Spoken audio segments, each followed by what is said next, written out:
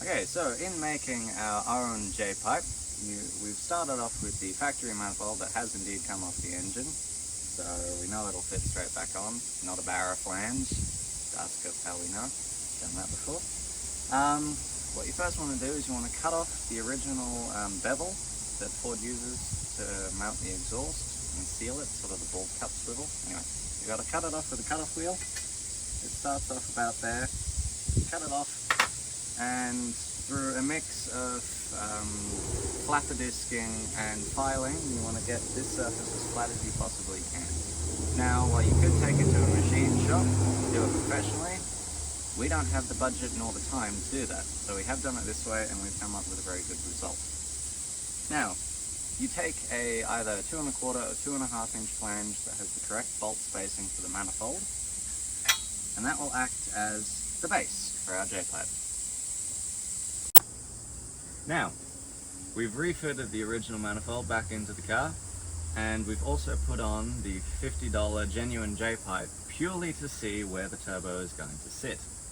Now, compared to this one, we're going to make ours sit about 10 centimeters further forward to allow us not only to make an easier dump pipe and have more room back here thanks to the E-Series dipstick for the transmission, but also to allow us to fit the intercooler piping a little bit easier in regards to the shock tower, and also to have room for the main air filter and everything, meaning the battery and the battery tray are going to be removed and put in the boot. Fairly rough and ready. Put a little bit of 1/2 inch pipe into there to reduce the size, and we're just using zip ties just to mark where we have to cut roughly. It should be, it'll be roughly there. We'll see how we go. Okay, that's a start. We'll try and fit it before we weld it out. Yeah, see what happens. It's a bit further forward anyway. Alright, well, while definitely not pretty, we are no expert welders. This is our homemade J-pipe. So we've used half of our donut and the entirety of the U-bend, even though bits of the U-bend have been cut off. We've got a lovely brace bracket, sort of brace it up a little, and we've also got a mounting bracket to mount it extra onto one of the original heat shield bolts. Because unlike the genuine J-pipes, they've got a weird double thread that doesn't do anything. This is actually functional.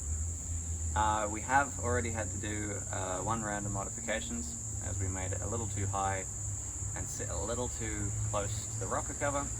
So we've cut about 30 mil out and put it on an angle in the hopes to bring it out a little.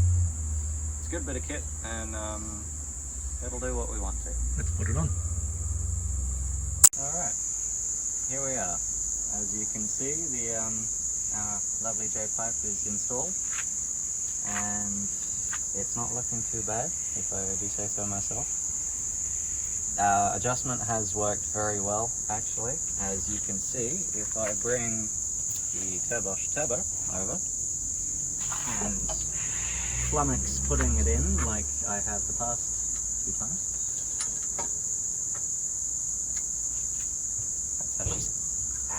that's how she sits. There's a bonnet there. Yep, excellent.